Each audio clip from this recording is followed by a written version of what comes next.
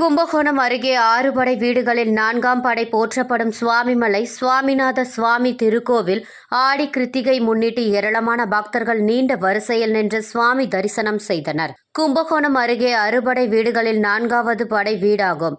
இங்கு 60 தமிழ் வருட தேவதைகளும் 60 படிக்கட்டுகளுமாக அமைந்து கட்டுமலை கோயிலாகவும் இத்தலத்தினை தரிசனம் செய்ய வருகை தரும் முருக பக்தர்களுக்கு 60 தமிழ் வருட தேவதைகளும் 60 படிகளாக இருந்து சேவை செய்வதாக ஐதீகம்.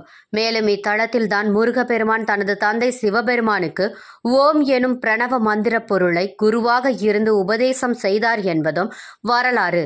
எனவே இத்தலத்தில் முருகப்பெருமான் சுவாமியே நீ என்றும் சுவாமிநாதன் என்றும் போற்றப்படுகிறார்.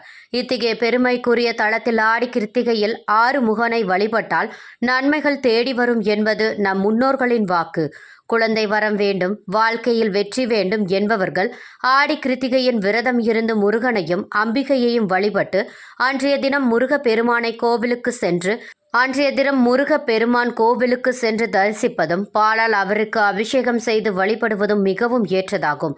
இந்நிலையில் ஆடி கிருத்திகை முன்னிட்டு சுவாமிமலை சுவாமிநாத சுவாமி திருக்கோவில் ஏராளமான பக்தர்கள் நீண்ட வரிசையில் நின்று சுவாமி தரிசனம் செய்தனர்.